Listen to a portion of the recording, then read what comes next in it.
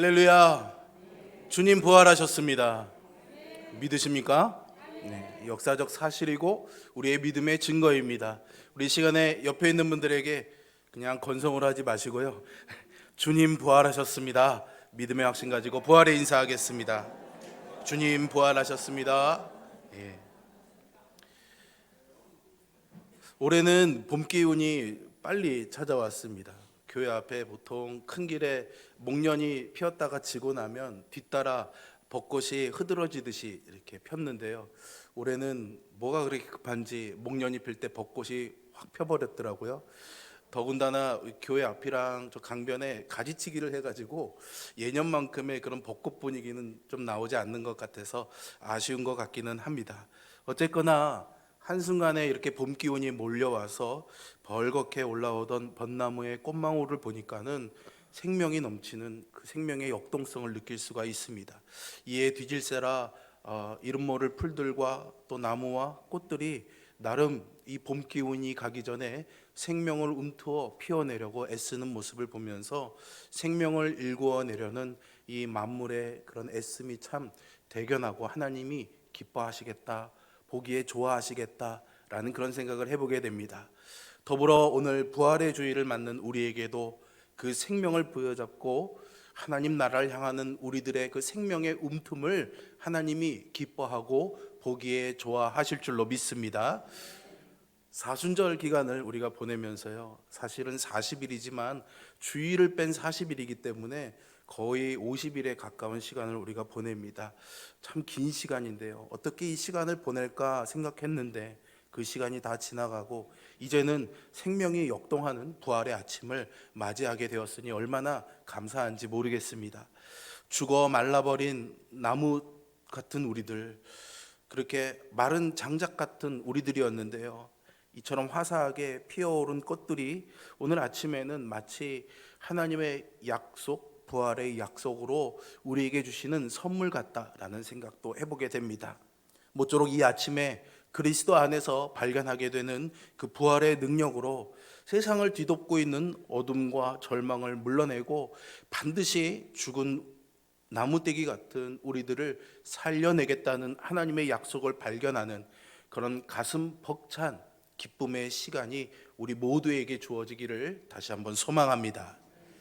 성경을 읽어본 분들에게 예수님이 이 땅에 오셔서 무슨 일을 했느냐라고 묻는다면은 아마도 예수님의 치유 사역과 이적들, 그리고 제자들과 함께 했던 그런 사역들을 이야기할 것입니다. 사복음서를 읽어가다 보면 이런 내용들이 많이 기록되어져 있죠.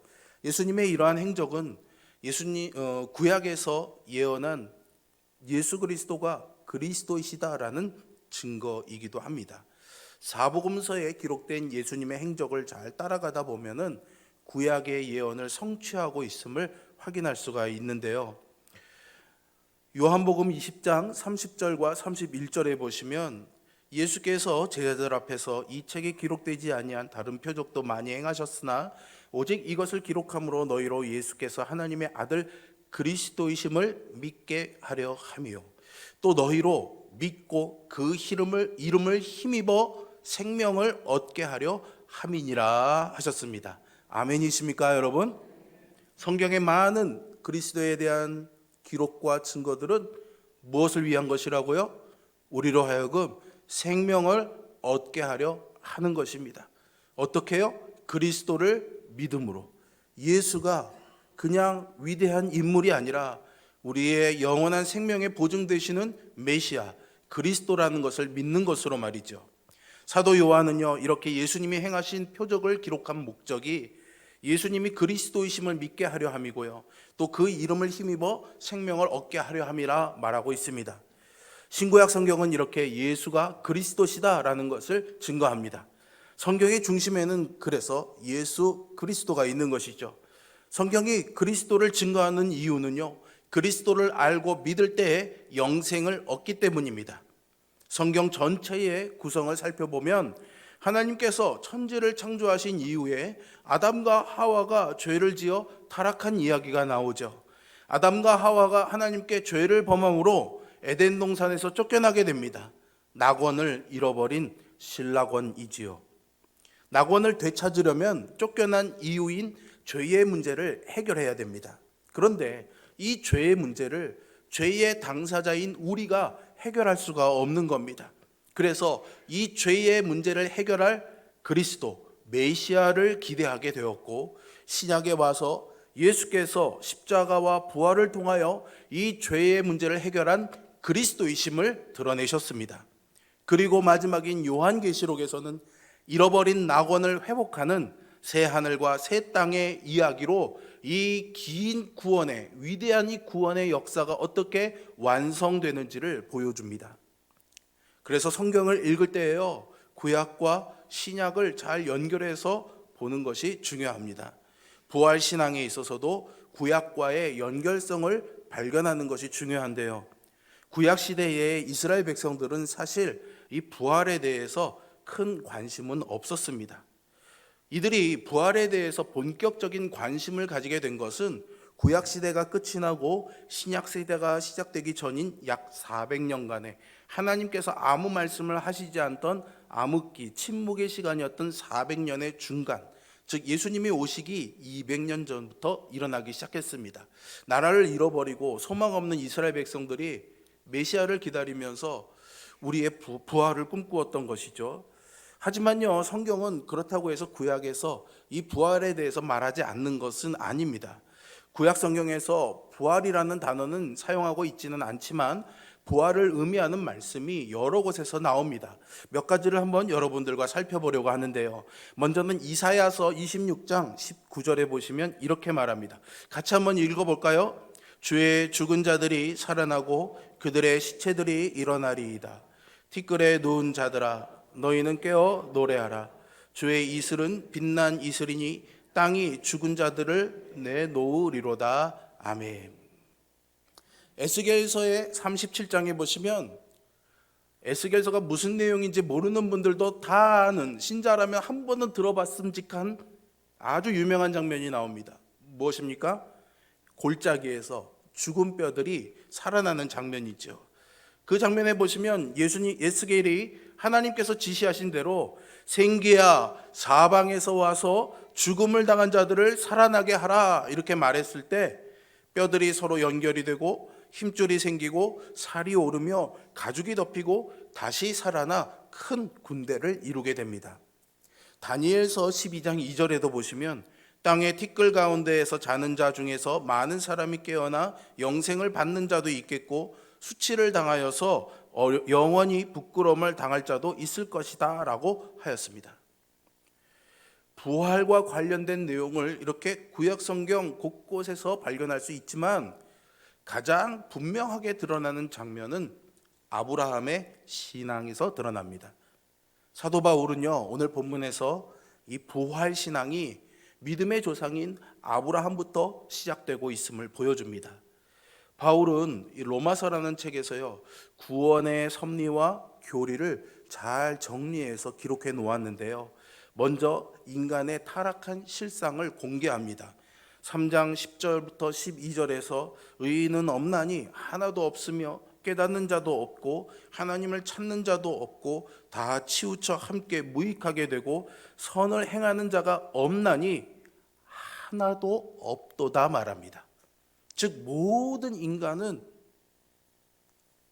구원의 자격이 없는 거죠. 이러한 인간의 상황은 절망적입니다. 하나님이 정의로우심으로 그 공의로 심판을 하신다면은 살아남을 사람이 아무도 없습니다. 어느 누구도 하나님의 이 진노와 심판에서 피할 자가 없는 것이죠. 이런 절망적인 상황에 놓여 있는 우리에게 희망의 소식이 전해집니다. 로마서 3장 23절과 24절인데요, 같이 한번 읽어보겠습니다. 모든 사람이 죄를 범하였음에 하나님의 영광에 이르지 못하더니 그리스도 예수 안에 있는 속량으로 말미암아 하나님의 은혜로 값없이 의롭다 하심을 얻은 자 되었느니라. 아멘.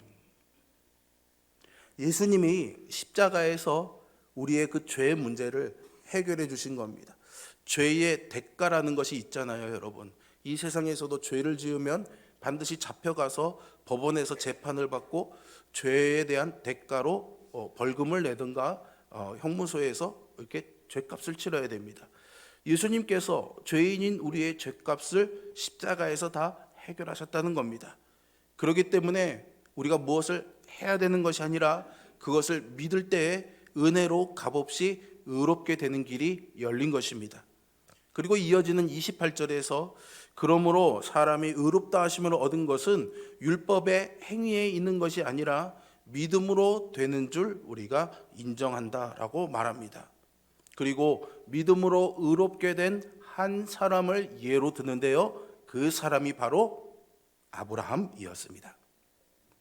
4장 3절에 보시면 성경이 무엇을 말하느냐, 아브라함이 하나님을 믿음에 그것이 그에게로 의로 여겨진 바 되었느니라 합니다.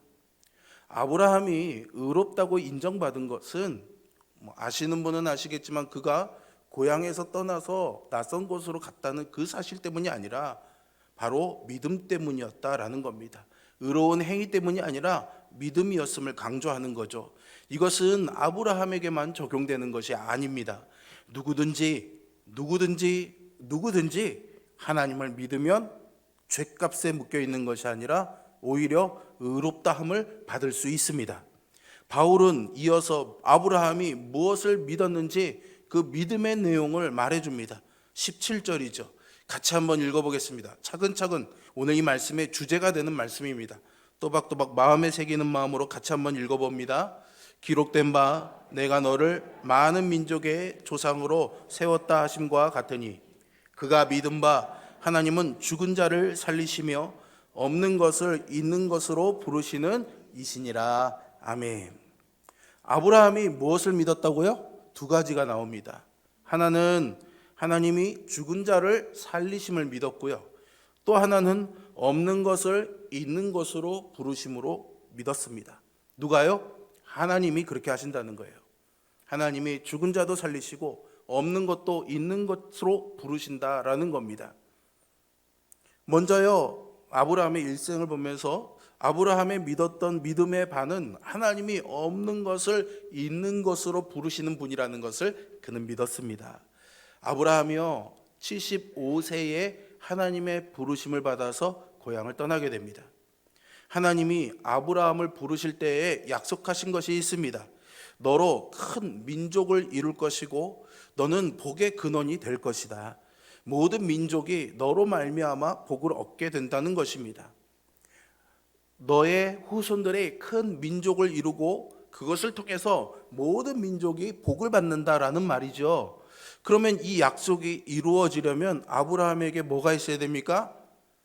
민족, 후손이 이어질 자녀가 있어야 되는 거죠. 그런데 아브라함이 75세에 부름받을 때 그에게 자녀는 없었습니다. 본문 19절을 보시면 그가 100세가 되어 자기 몸이 죽은 것 같고 사라의 태가 죽은 것 같음을 알고도 믿음이 약하여지지 아니하였다라고 합니다. 75세에 민족에 대한 약속을 받고 하나님을 따라서 고향을 떠나왔는데 100세가 될 때까지 25년을 자녀 없이 살아온 겁니다. 여러분, 하나님의 약속을 얼마큼 기다려 보셨습니까? 사실 우리는 한 시간도, 단 하루도, 단 한 달도 기다리지 못하는 그런 조급한 마음을 가진 연약함이 있지 않습니까? 아브라함은 25년을 기다렸습니다. 그런데 그의 나이가 100세가 되었을 때 그는 자기 몸이 이미 죽은 것 같이 되었고 사라의 태가 다친 것으로 알았지만, 즉 인간적인 그런 생리적인 몸으로는, 생물학적인 상태에서는 자녀를 낳을 수 없다는 것을 그는 알고 있었지만 하나님의 약속을 믿었습니다. 즉 자신의 아이로 민족이 이루어질 것이라는 이 약속을 그는 의심하지 않았던 것이죠. 왜냐하면 하나님은 없는 것을 있는 것으로 부르시는 분이셨기 때문입니다. 그래서 20절과 21절에 보시면 아브라함은 믿음이 없어 하나님의 약속을 의심하지 않고 믿음으로 견고하여져서 하나님께 영광을 돌리며 약속하신 그것을 또한 능히 이루실 줄을 확신하였습니다. 하나님이 우리에게 바라시는 믿음은 바로 이런 믿음입니다. 당장은 이루어지지 않아도, 눈앞에 보이는 가시적인 무엇이 없어도 하나님의 약속이니까 없는 것을 있는 것으로 부르시는 그 하나님을 믿는 믿음이죠. 저와 여러분에게 이 부활절에 그 믿음의 복이 있기를 주님의 이름으로 축원드립니다. 지금 우리 눈앞에 이루어지는 것은 없지만 하나님이 약속하신 것을 반드시 이루신다는 믿음이 있어야 합니다. 하나님께서 이 믿음을 기뻐하시고 이 믿음이 있는 자를 통해서 믿음의 역사를 이루어 가십니다. 생각해 보세요, 여러분. 100년 전에 우리가 살고 있는 이런 세계가 펼쳐질 거라고 상상한 사람이 있을까요? 100살을 사신 분이 없으니까 물어볼 방법이 없네요. 그러면 50년으로 줄여볼까요? 50세 이상 되신 분들, 50년 전에 우리가 정말 이런 삶을 살 거라고, 이런 물건이 나올 거라고, 사람이 몰지 않아도 저절로 가는 차가 생길 거라고 누가 생각했겠습니까? 오늘날과 같은 이런 세계가 펼쳐지고 있는 것은 누군가 미래에 대한 꿈을 꾸고 그 꿈이 이루어진다고 믿고 도전한 사람들이 있었기 때문입니다. 꿈이 있고 믿음이 있는 사람이 새로운 미래를 만들어 가는 것이죠. 앞으로도요, 미래에 대한 꿈을 꾸고 있는 사람, 그리고 그 꿈이 이루어진다고 믿고 도전하는 사람에 의해서 새로운 세계가 계속해서 만들어질 것입니다. 그런데 말입니다, 우리 믿음의 사람에게는요, 그런 자기 확신, 자기의 미래를 꿈꾸는 꿈이 아니라 또 다른 것이 있습니다. 하나님이 보여주시는 꿈과 미래인 거죠. 보여주시는 것입니다. 그래서 그것을 뭐라고 합니까? 비전이라고 합니다. 비전은 내가 그리는 것이 아니라요, 하나님이 보여주시는 겁니다. 여러분 집에서 드라마, 영화 보시는 게 뭡니까? 텔레비전이죠. 텔레비전. 뒤에 뭐가 있습니까? 비전입니다. 비전은 뭡니까? 이렇게 보여주는 것입니다.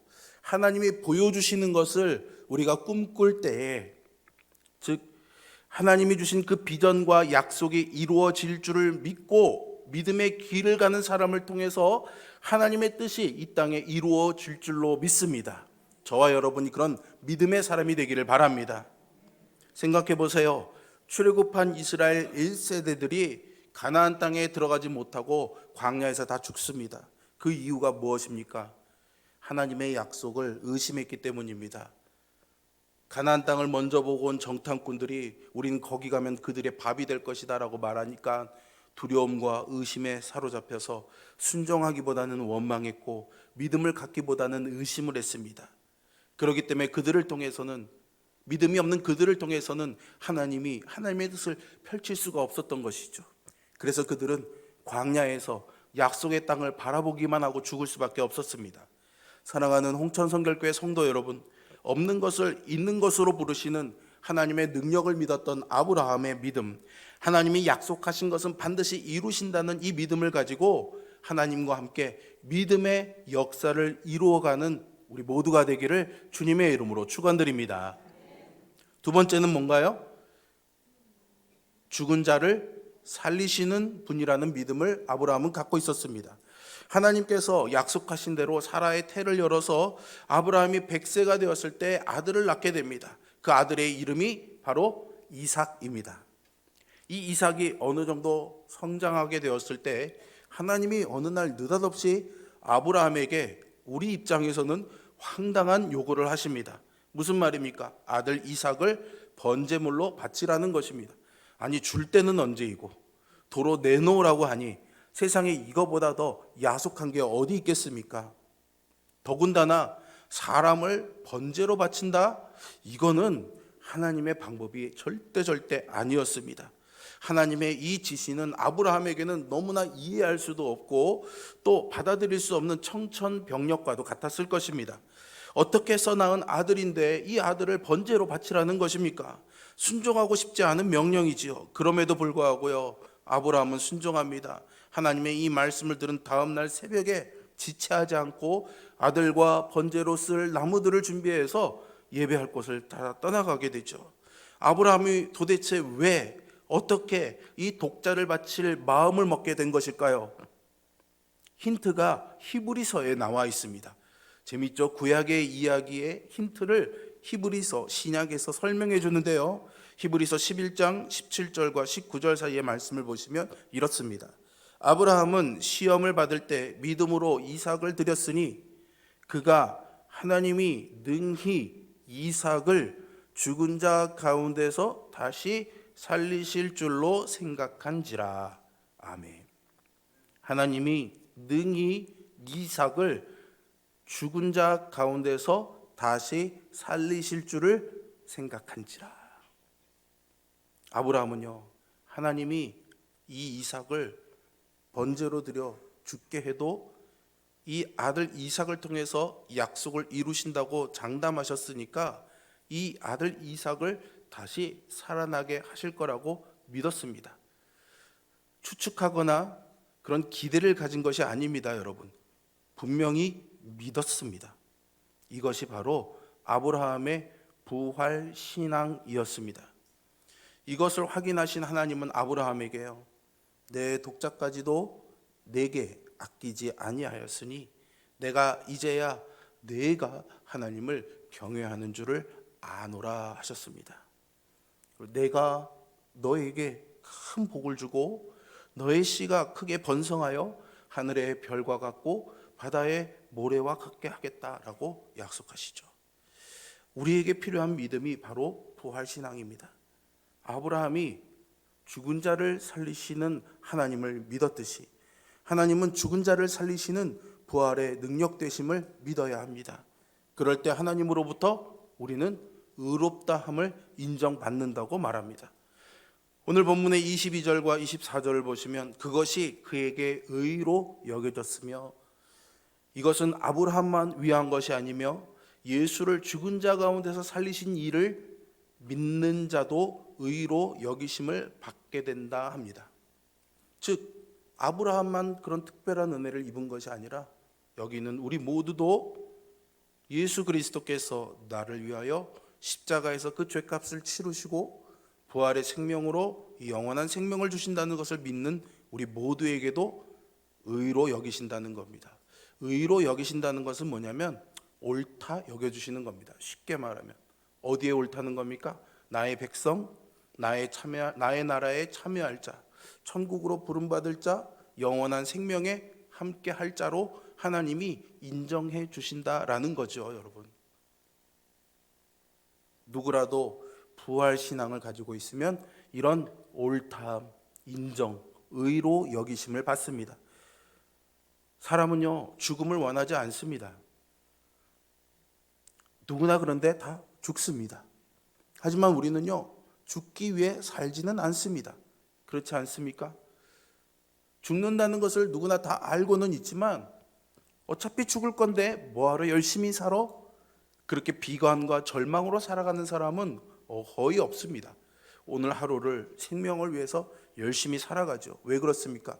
우리에게는요, 우리도 모르지만 생명에 대한 본능이 있는 겁니다. 생명을 지키고 싶은 그 본능이 있는 겁니다. 그것이 하나님이 우리에게 주신 것입니다. 그래서 믿는 자든 믿지 않는 자든 영원한 생명에 대한 그런 갈망이 있습니다. 그래서 사람은 영생할 방법을 찾습니다. 중국의 저 진시황은 불로장생의 약을 찾기 위해서 애쓰지 않았습니까? 오늘날에도 첨단 과학을 이용해서 어떻게 하면 우리가 영생할 수 있을까에 사람들이 관심이 있습니다. 그래서 심지어는 병에 걸려 죽을 사람을 냉동 보관해서 미래의 의학기술이 좋아지면 깨어나게 해서 고침받게 하려는 그런 기술도 사용하고 있죠.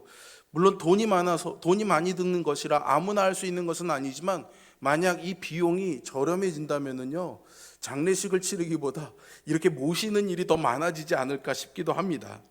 이런 시도를 한다는 것은 영원히 살고 싶어하는 인간의 욕망을 보여주는 겁니다.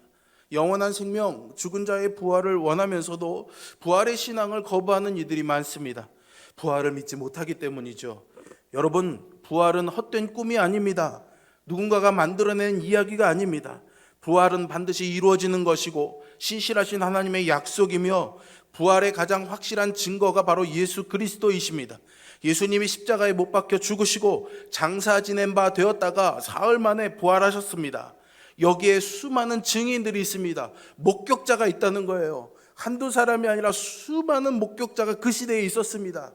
그렇기 때문에 예수님의 이 부활은 허구의 이야기나 어떤 이념에 사로잡힌 자들이 만들어낸 이야기가 아니라 역사적인 사실, 팩트입니다. 많은 증인들이 있거든요. 죽은 자의 부활은요, 죽은 자가 살아난 것을 보지 못했다면 누구도 믿지 않습니다.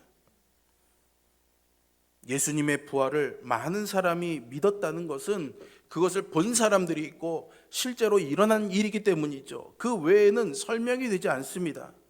여러분, 믿음의 조상이었던 아브라함에게는 이 부활의 신앙이 있었습니다.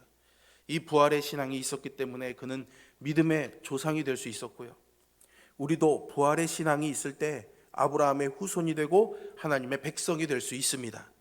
부활의 신앙은 우리의 삶을 새롭게 하는 능력입니다. 부활의 신앙이 없으면 우리의 신앙은 헛것이며 죽은 것입니다. 부활의 신앙이 있을 때 우리는 하나님의 백성이 되고 의의 백성이 될 수 있습니다. 오늘 본문 25절에서 예수는 우리가 범죄한 것 때문에 내줌이 되고 또한 우리를 의롭다 하시기 위하여 살아나셨다 합니다. 예수님의 십자가가 우리의 죄를 씻어내기 위한, 해결하기 위한 대속이라면 예수님의 부활은 우리를 의롭게 합니다. 그런 자격이 되게 하는 것이죠.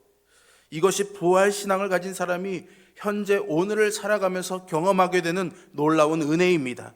예수님의 부활은 2000년 전에 있었던 일이지만 2000년이 지난 지금도 부활의 예수님을 믿으면 의로서 거듭나게 되는 은혜를 경험하게 되는 겁니다. 아브라함의 부활 신앙이 수많은 시간과 역사를 흘러서 예수 그리스도의 십자가에서 그 빈 무덤에서 증거가 되었다면 이제 그 부활은 강과 같이 계속 흘러와서 오늘 우리의 삶에도 살아있는 부활의 역사가 되는 것이죠. 그리스도의 십자가와 연합을 통해 죄에 대해서 우리가 죽고 그리스도의 부활에 참여해서 우리는 의로운 생명으로 거듭나게 됩니다. 로마서 6장 4절 말씀해 보시면 우리가 그의 죽으심과 합하여 세례를 받음으로 그와 함께 장사되었나니 이는 아버지의 영광으로 말미암아 그리스도를 죽은 자 가운데서 살리심과 같이 우리도 또한 새 생명 가운데서 행하게 하려 함이라 하였습니다. 새 생명으로 거듭난다는 것은 그리스도와 연합하여 죄에 대하여 죽은 자가 현재에 대해서 경험하는 일입니다. 부활의 생명은 죄와 사망 권세를 이기신 예수님의 생명입니다. 부활하여 승리하신 그리스도를 믿을 때 부활의 주님이 우리에게 임하셔서 죄와 사망의 권세를 이길 능력을 주실 줄로 믿습니다. 그렇기 때문에 이 부활신앙은 개인적 차원에서만 머물러서는 안 되고요, 이것을 넘어서야지 됩니다. 하나님은 믿음의 조상인 아브라함에게 그가 복의 근원이 될 것이라고 하셨습니다. 그래서 너의 민족만 잘 먹고 잘 사는 것이 아니라 모든 민족이 너의 민족, 너로 인해서 복을 받게 될 것이라고 하셨죠. 땅끝까지 이 복음이 증거되어서 온 땅에 하나님의 나라가 임하게 해야 합니다. 부활의 신앙은 우리를 거듭나게 하고 의롭게 할 뿐만 아니라 이 세상을 하나님의 나라로 세우는 능력이 됩니다. 사랑하는 성도 여러분, 오늘 이 아브라함의 부활신앙을 우리도 갖기를 원합니다. 그리고 이 부활신앙으로 새로운 믿음의 역사를 열어가는 하나님의 의로운 백성 되시기를 주님의 이름으로 축원드립니다. 기도하겠습니다.